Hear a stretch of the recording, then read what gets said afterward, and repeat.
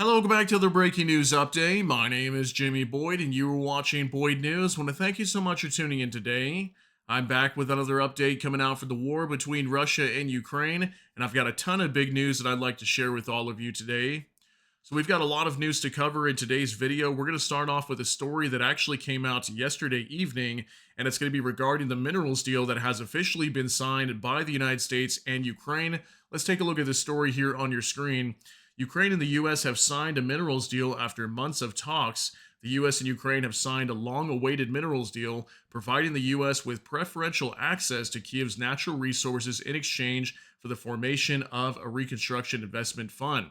So finally, this deal has been made, it has been signed.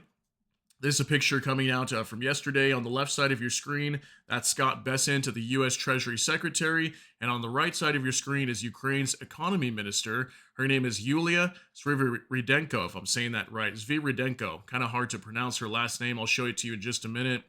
But yeah, looks like they have signed this deal. We're going to go over this in depth and kind of talk about how it's changed so much. In my opinion, it looks so much better for Ukraine. This looks more like a 50-50 split versus before. A lot of these proposals that were coming out for the United States were very one-sided. It was going to benefit the United States much more than it was to Ukraine. In some ways, it looks like it was going to sell out Ukraine to the United States. So I'm going to talk about this some more with you guys, give you some information I was able to find on this. We also have reports of last night, the city of Odessa was heavily hammered by drones once again. Lots of explosions over there, residential buildings just being hit left and right. This is in southwestern Ukraine and is a city that is repeatedly attacked on almost a daily basis. And even some reports now that some of the drones that are being found all over Ukraine, some of them have nails inside of them. The warheads were found to have bags of nails. Also, some of the warheads apparently have cluster munitions inside of them that have a time delay on them. So apparently they can explode up to 3 hours after they crash. Okay, so very scary situation. Looks like the Russians are doing whatever they can to terrorize the civilians of Ukraine. And this war is starting to look more and more every day like it's directed at the civilians of Ukraine, not so much their military. Okay, so we're going to go over all these details, lots of other news to cover. Let's go ahead and hop into this, guys. We'll start off here with next. This is going to be on X. Ukraine's deal with the U.S. on natural resources, what was versus what became. Here's a breakdown of the newly signed agreement on what Ukraine has managed to achieve. Deal points were published by Ukraine's economy minister, Yulia Sviridenko. Okay, so hopefully I'm saying her name right. I think I am, or at least I'm trying to. So we'll start off with number one here. It says Ukraine's natural resources were to be transferred to the U.S. ownership until full compensation of $500 billion was paid.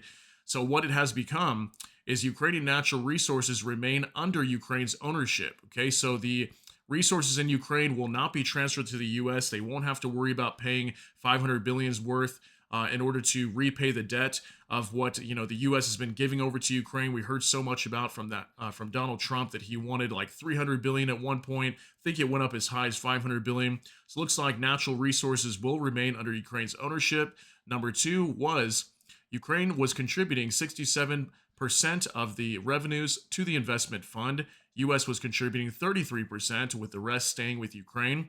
So what it became, contributions are split 50-50. Okay, everything is fair and equal. So that's great, guys. That's how it should be. It should always be 50-50. So that's an amazing deal for Ukraine there. Was the U.S. and 3 board members in the fund. Ukraine had 2, with the U.S. having majority in decision making.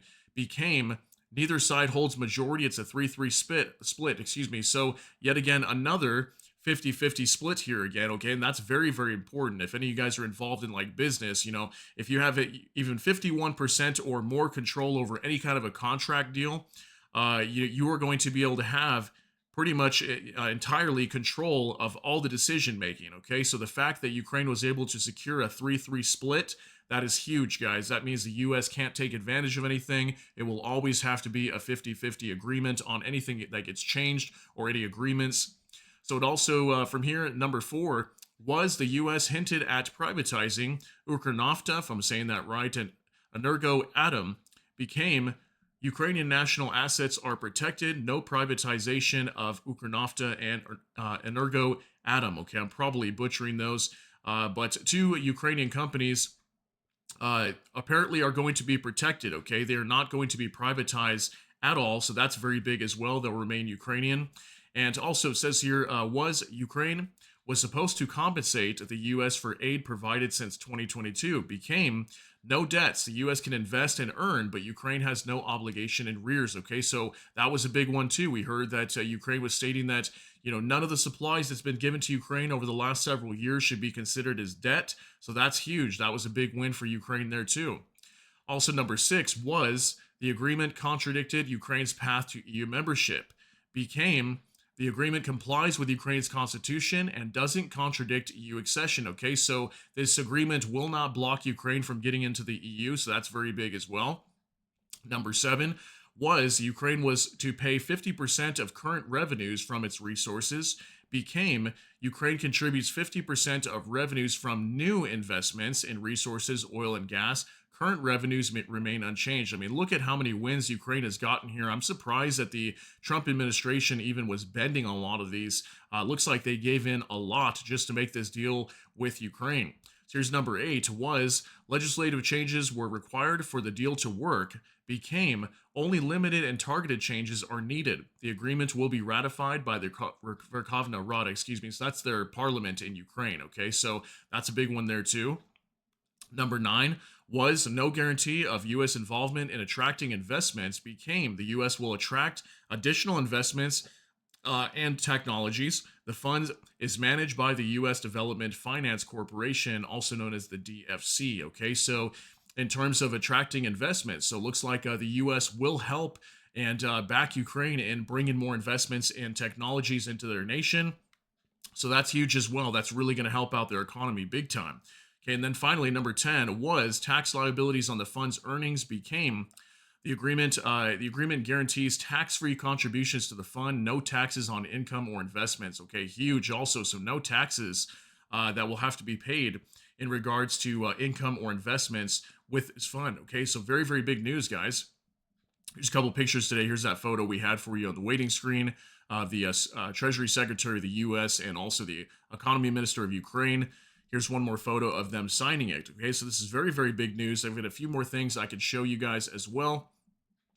Military News UA, U.S. Treasury Secretary Scott Bessent. The new natural resources agreement signals to Russia that the Trump administration is committed to a peace process centered on a free, sovereign, and prosperous Ukraine. This partnership shows both nations' dedication to Ukraine's long-term recovery and security.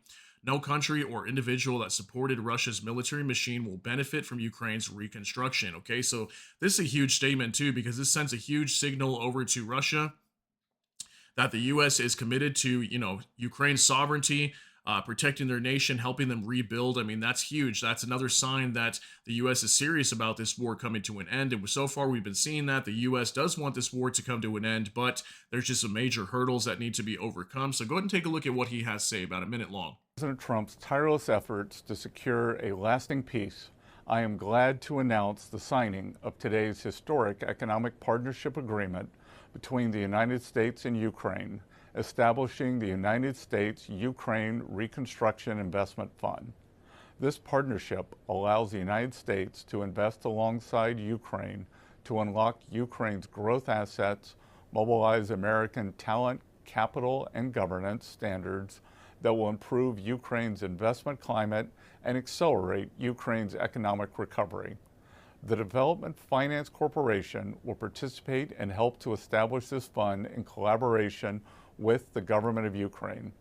Today's agreement signals clearly to Russian leadership that the Trump administration is committed to a peace process centered on a free, sovereign, and prosperous Ukraine over the long term. It's time for this cruel and senseless war to end. The killing must stop, and both the United States and the government of Ukraine look forward to quickly operationalizing this historic economic partnership for both the Ukrainian and American people. Okay, so huge statement coming out from Scott Bessent here, the U.S. Treasury Secretary. So let me know what you guys think about this. Do you think this is going to benefit Ukraine big time? I think it will help them out economically a lot in the long run, especially if a lot of investment comes into Ukraine, which most likely that will occur over the years, especially just think about military investment. I think that will be a big one because we know Ukraine's economy has a lot of that based around it right now. They're producing so much military hardware in their country. And yeah, just let me know what you guys think on this. So this is some big news today. Let's go ahead and jump on over to another update now from Noel Reports. The new deal between the U.S. and Ukraine focuses on working together to develop natural resources and ramp up military support. The agreement lists 57 minerals like aluminum, lithium, uranium, and natural gas that will be parts of this partnership. It lays out the rules for future licenses for new mineral deposits, but it doesn't cover the extraction or profits from other resources that aren't included. Importantly, the deal doesn't put Ukraine under U.S. law, but it creates a joint fund where Ukraine will invest money from mineral sales. The U.S. will also contribute to this fund, including military aid like weapons and training for Ukraine's military. The agreement doesn't give U.S. companies exclusive rights to these minerals, but they will have equal access to auctions and negotiations as other buyers. If there's any conflict with Ukraine's EU deals, the agreement says it will be adjusted accordingly.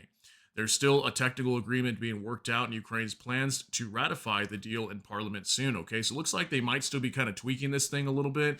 But again, so far, what it looks like to me on the ground, looks like things are a little bit more 50-50 split and more evenly spread out along the playing field here in terms of this agreement. So that looks really good for Ukraine and the United States at the end. I think both countries will prosper off this deal and benefit greatly. But you guys let me know what you think at the end here based on all these details, okay? So now let's move on to another update from the Ukrainian Review. U.S. Treasury Secretary Besset, Trump-Zelensky meeting in the Vatican contributed to the conclusion of the mineral agreement between the two countries. Minerals agreement with Ukraine will give Trump leverage in negotiations with Russia. So we had that report a few days ago that Trump and Zelensky had met at the Vatican, and while they were there, they were holding a meeting and talking about multiple things about this war. But apparently, one of the things they talked about was this minerals agreement, and that helped. That talk that they had together apparently helped a lot to push them forward to sign this agreement together. So that's good news. That means that Trump and Zelensky are getting back on track compared to just a few weeks back where we had that major debacle at the White House where Zelensky basically got kicked out. They got into a huge argument. So it looks like things are getting back on track, at least for the most part. And in some ways, Trump is starting to slowly show that he's siding with Ukraine in certain ways, or at least being willing to bend the knee to an extent and get some certain deals signed like what we're seeing here. So I think it's somewhat positive news, but we're still waiting to see on this whole peace deal and what's going to happen here. Who's going to get the more benefit out of it? Is it going to be Ukraine? Is it going to be Russia? We'll have to see how that goes. But so far, this deal was a good step in the right direction, in my opinion. So we'll move on to another update now from Noel Reports. In Odessa, a Russian drone attack overnight killed 2 and injured 15, according to Ukraine's emergency service. Residential buildings, supermarket, and several cars were damaged. Shahed drones reportedly again formed circles over the Black Sea before striking. This is a new strategy to overwhelm air defense. Okay, so Odessa has just been getting hit so hard recently.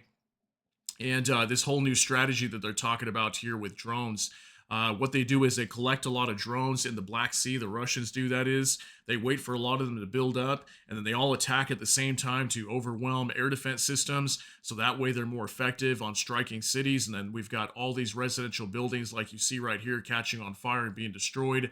So 2 people killed, unfortunately, 15 injured last night in attacks in Odessa.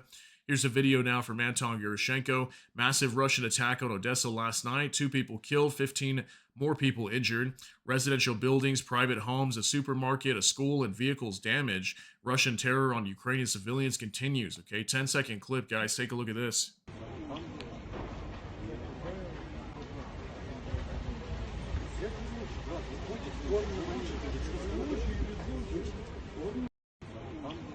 All right, so pretty horrifying video to see here. Multiple, looks like high-rise buildings here, apartment buildings catching on fire inside of Odessa due to Russian drone attacks last night.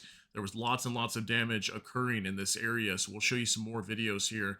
Here's another one from Kate from Kharkiv, Odessa right now. Okay, this is a very quick clip. It's only 3 seconds long, but you're going to see a massive explosion right here from a Russian drone in Odessa. Take a look.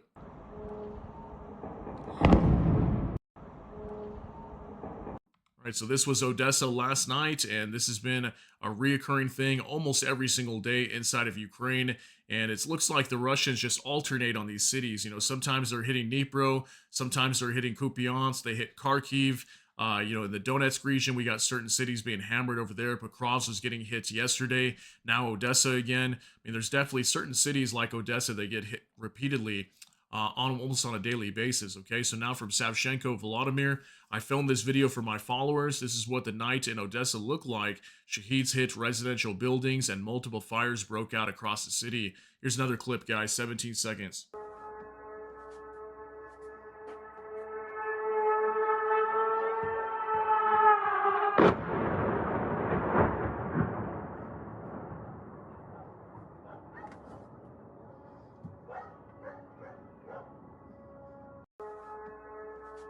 All right, very scary to see this, guys. I mean, look at already, there's already a fire just behind this main building right here. You can see the sky kind of lit up over there. There's another drone crashing into Odessa. I mean, I can't imagine living here. It's got to be extremely frightening to be here all the time with all these drones incoming. You can even see some of the air defense teams shooting up into the skies trying to bring down some of those incoming drones to the area. Now I'll move on to Kate from Kharkiv again. Last night, Russia dropped 10 glide bombs on the residential area of Kupiansk, Kharkiv region. As I write this, they are bombing Kupiansk with glide bombs again. Here's some pictures coming out from Kupiansk. This is in the Kharkiv region. This is a city that the Russians have really been trying to take over, but Ukraine so far has been able to hold back the Russians in this area. This is up in northeastern Ukraine. And look at the firefighters here. Were very busy last night trying to put out multiple fires due to glide bombs being dropped all over the city. Kupiansk does get hit a lot by glide bombs. That's one of the major munitions that we see being reported out of the city of Kupiansk. Okay, so very devastating there. Now for more translated morning in Belgrad doesn't start with coffee. Since dawn, some unidentified FPVs, those are drones, quadcopter drones, have been circling the region and clearing the roads. Okay, these are probably Ukrainian drones doing this. And this is inside the Belgrad region of Russia. Take a look at this, guys. Just lots of vehicles destroyed over here, military vehicles, that is.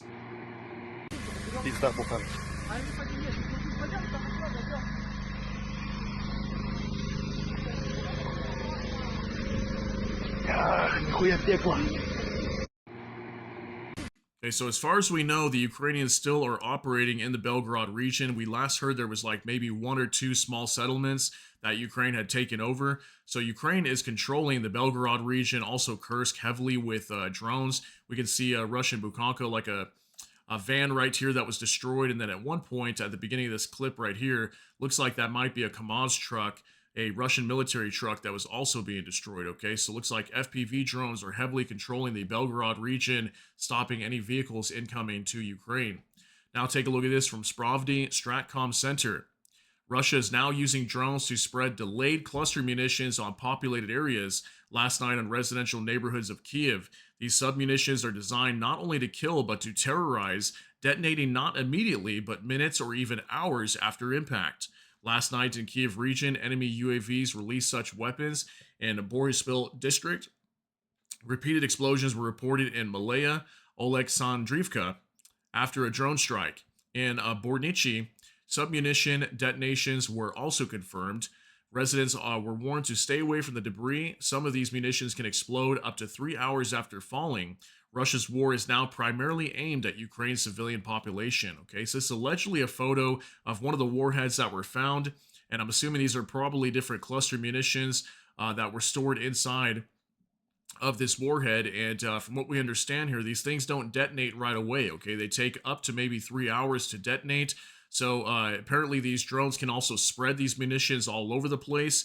And probably land inside of cities, and then people may not notice it. They might go walking down the street, and then 2 hours after the drone attack takes place, people come outside, and then these submunitions start detonating all over the place, okay? And so it's very dangerous inside of Ukraine now, especially with these new types of warheads. So once again, Russia just doing whatever they can to terrorize civilians in Ukraine.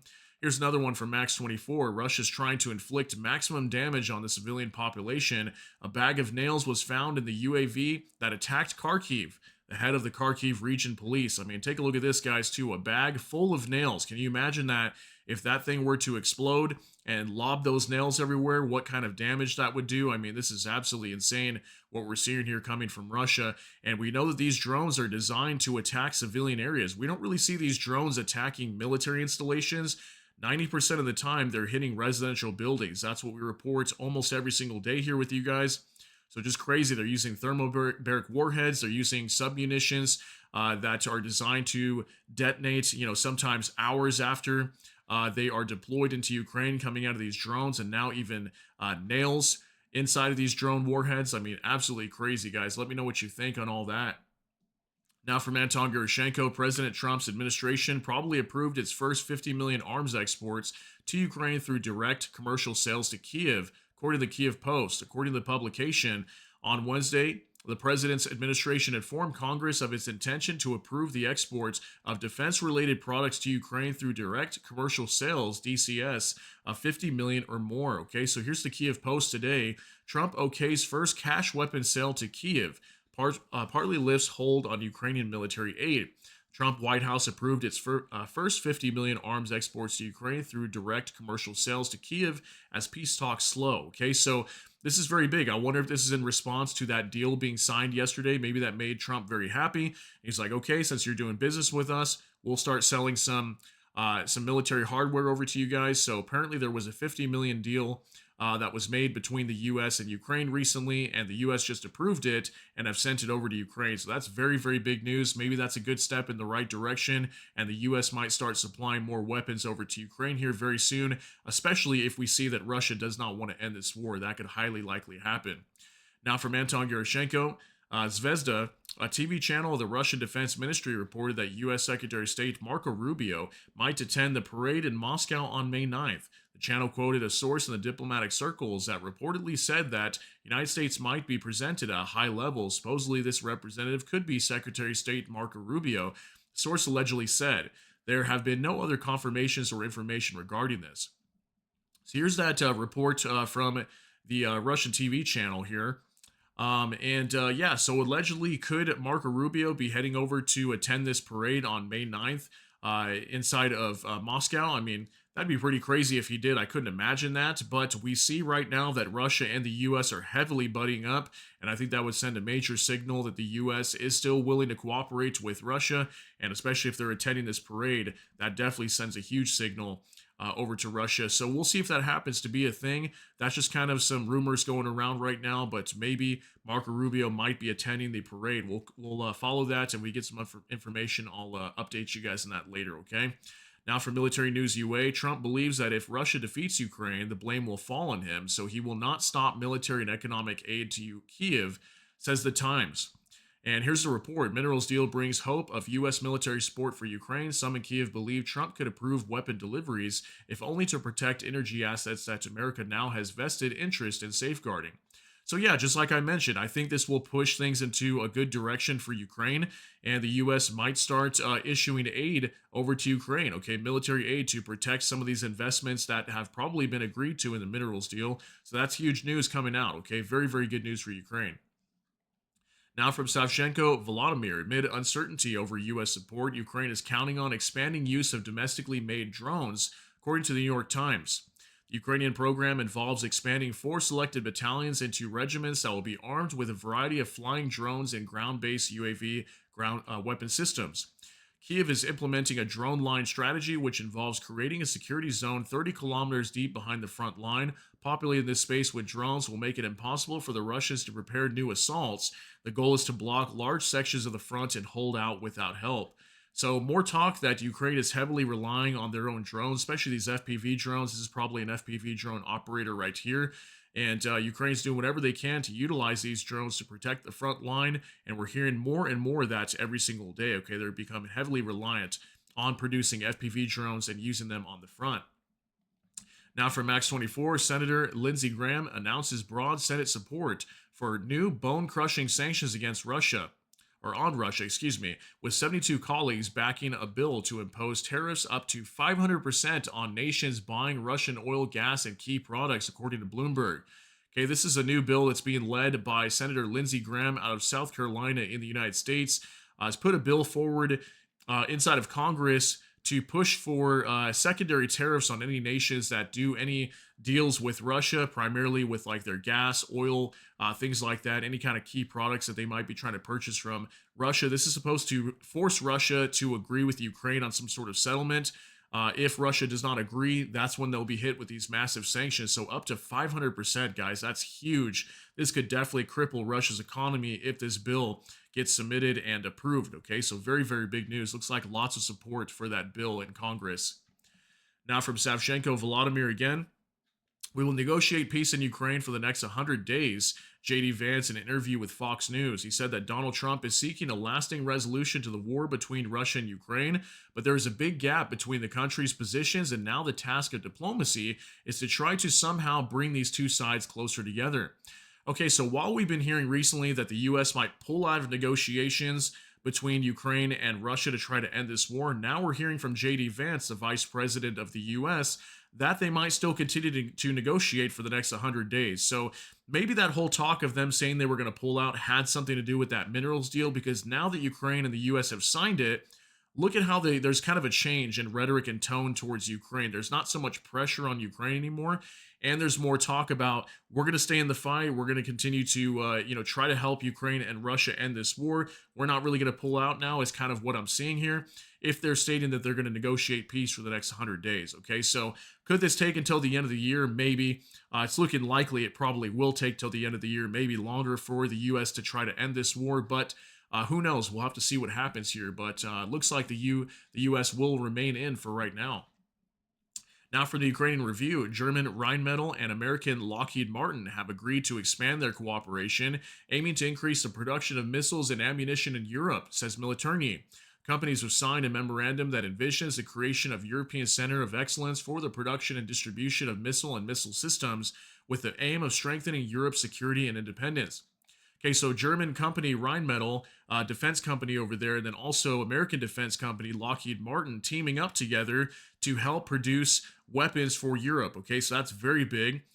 We know that right now Europe is preparing to spend tens of billions of dollars to up their defense spending. And produce lots of weapons to prepare for a potential war with Russia in the future. And it looks like Lockheed Martin has teamed up with a German company, Rheinmetall, to take advantage of that opportunity and produce lots of weapons for Europe. Okay, so that's very, very big news there. Now from Max 24, more than half of EU countries plan to introduce a state of emergency to increase defense spending, says Politico. The EU Council statement said that Belgium, Bulgaria, Czech Republic, Denmark, Germany, Estonia, Greece, Croatia, Latvia, Lithuania, Hungary, Poland, Portugal, Slovenia, Slovakia, Finland, and the Czech Republic, I think they didn't realize they added Czech Republic twice here, are seeking a greater flexibility to strengthen their own defense capabilities. 12 of these countries have already submitted an official request to the European Commission. State of emergency will allow them to make defense investments that exceed the bloc's budget spending limits. Okay, so like I said, EU countries heavily upping their defense spending right now. Okay, they're going to be buying lots of weapons, for Europe, and also coming from the U.S. Now that we know that Lockheed Martin is going to be teaming up with Rheinmetall. Okay, so more talk that Europe is getting prepared to defend themselves and ensure their own security, and potentially prepare for a war with Russia in the future if need be. Now from Max 24, Ukraine has started mass production of 30-kilometer fiber optic coils for drones, company representatives told Defense Express. Ukrainian company 3D Tech has successfully tested its new coils with ranges of 25 and 30 kilometers. All stages of production are fully localized in Ukraine. Okay, so this is big news. We know that, again, these FPV drones, you can see a picture of it right here. It's company 3D Tech producing these coils of fiber optic lines. Okay, these are lines that are connected to these drones. And it helps protect the drones from being affected by electronic warfare. So it looks like they're being able to increase these up to 25 to 30 kilometers. That will allow them to utilize them much deeper behind Russian lines, probably even attack vehicles, tanks, whatever it might be, well behind Russian lines on the front line. So very big news today also coming out from Ukraine there. Now for Military News UA, during the month, our drones hit and destroyed more than 83,000 targets. This is 8% more than in March. Commander-in-Chief of the Armed Forces of Ukraine, Syrskyi, said. The effectiveness of the defeat increased by another 5%. The primary task of our soldiers is the destruction of enemy UAV operators and their control points. The unmanned system forces of the Armed Forces of Ukraine successfully tested the methods of such combat in the operational zone of one of the operational tactical groups, the commander-in-chief reported. Okay, so this is a huge report today, again regarding drones, that Ukraine is taking out a lot more targets just with drones alone. Okay, so more and more every month, Ukraine is producing more drones and they're becoming more effective. They're getting more training, more experience. They are controlling the skies with drones, and this is probably a large reason why Russia's really not advancing. I mean, this past year has probably been some of the slowest advancements from the Russians in all since this war even got started. And we know that Russia is increasing the amount of soldiers they have right now. They've got the North Koreans helping them out. They're getting a lot of weapons from the North Koreans, yet still Russia's not advancing very quickly on the front line at all. So this shows even more proof that Ukraine is dominating the skies with drones, and this is a large reason why Russia cannot advance. Now from Max 24, Ukraine now has its own version of the Lancet drone and signal independent guided drones, says Fedorov. Interceptor drones, lasers, smart munitions, domestic Mavics, and short-range EW systems are already being used on the front line. And here's a photo that's illustrative, okay? So this is a photo potentially of a Russian Lancet drone or very similar to one. I believe these are used for reconnaissance, but apparently Ukraine has one similar to that and other types of signal-independent guided drones. That was according to Fedorov. He's a Ukrainian politician, and he's coming out announcing that today, okay? So new types of drones, once again, that Ukraine is producing, and they have been very innovative with these drones and are becoming extremely effective on the battlefield. Now from NOAA reports, Chinese soldiers are already marching in Moscow's parade rehearsal, officially neutral, but enemies in disguise. Xi Jinping is expected to attend the May 9th event, marking 80 years since World War II victory. No rational or law-abiding government should legitimize a regime openly violating international law by joining such a parade. So yeah, the PLA, the People's Liberation Army, China's army, is going to be attending this parade, guys. We're not going to watch this whole thing. It's a minute and a half, but we'll watch some of it. Let's take a look.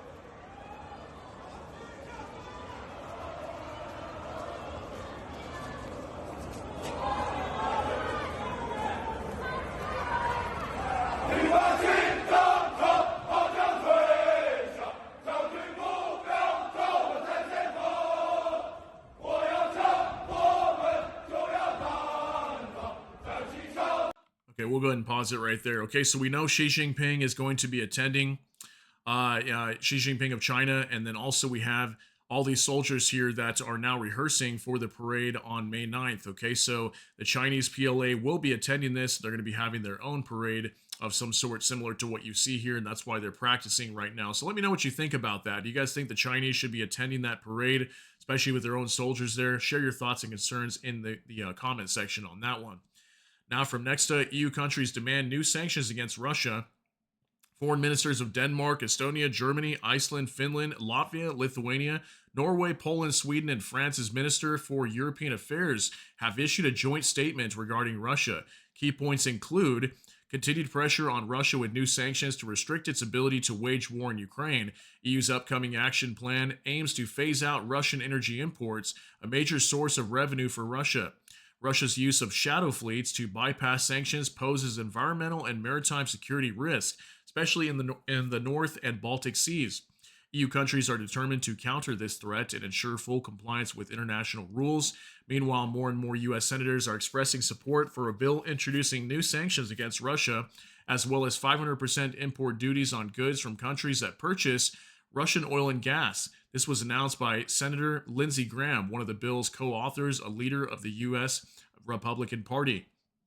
Okay, so yeah, very big news coming out here on this one also. I mean, just sanctions on Russia. If the EU imposes these major sanctions, especially cutting off lots of gas supplies, energy imports from Russia that go to the EU, that is huge. I mean, could it affect them big time? I mean, yes, it probably will, because Europe is heavily reliant on Russian gas, but at the same time, it'll affect Russia's economy. And then in terms of this whole deal with Senator Lindsey Graham on the 500% import duties on other countries that do business with Russia, those two alone could definitely crush Russia's economy. I think that could be one of the next steps that are upcoming here very soon if we see that Russia doesn't make any moves to try to end this war. I think maybe the US, along with Europe, could start moving that direction. And that's where we could possibly see a rush to end this war on Russia's side. If not, looks like they're going to be impacted big time if these happen to go through. Now for Max 24, Ukrainian air defense shot down 74 out of 170 Shahed UAVs, 68 drones suppressed by electronic warfare. And we don't know how many out of 5 Iskander-M ballistic missiles, but we did have missiles going into Ukraine yesterday. Also, not sure exactly what was hit. I didn't have any reports of missile strikes. We know that bombs were striking Kupiansk. But yeah, guys, 170 drones, that's quite a bit more than usual. I think just the other day it was like 140, I think yesterday. So a little bit more than yesterday, but still almost 200 drones, quite a bit. And it looks like Ukraine was able to bring down a good majority, about half, if not more, on average is what we see here. So now we'll move on to our last update with the Kyiv Independent. These are the indicative estimates of Russia's combat losses as of May 1st, according to the Armed Forces of Ukraine. In our final update of the day, Russia's losses as of May 1st, 1,230 troops, 11 AFVs, 139 vehicles and fuel tanks, 3 tanks, 45 artillery systems, 112 UAVs, 1 MLRS, and 2 anti-aircraft warfare systems. So I know for sure one of these 2 anti-aircraft warfare systems was a Russian Buk M3. There was a Buk M3 that was destroyed in the last couple days. Forgot exactly where at, but there was some videos coming out on X today. Unfortunately, they had music, so I can't really show it. But yeah, we did have a Russian Buk M3 that was destroyed. I know that for sure. But in terms of these other numbers, looks about on average, again, we're not really seeing a whole lot of fluctuations here. But what I am seeing is a lot of Russian vehicles. The numbers are really falling off the cliff here. They're much lower than what they have been. And I'm thinking that maybe a lot of this has to do with a lot of Russian soldiers being taken off the front lines. Maybe the attacks are going to kind of cease for a little bit for right now, because I'm sure Russia's going to need a lot of their soldiers back in Moscow for the parade to attend that. So maybe we're not going to be seeing as much equipment being destroyed, but that has been something I have been seeing recently is low destruction of Russian tanks and vehicles. Okay, so big news coming out from this war today, guys. I want to thank you very much for tuning in for this update on May 1st. Now it's May, I forgot, not April anymore. May 1st, 2025. And I hope you guys all have a great day. Thanks again so much for tuning in. Let me know what you think about all these details down in the comment section. That's going to be it for today's update. If you got something out of this, please smash that like button. Also, if you enjoy my content, please consider subscribing down below. Hit the notification bell. That way YouTube can notify you. And with that, hope you all have a great day. Everybody take care and God bless. And we'll see you in the next one.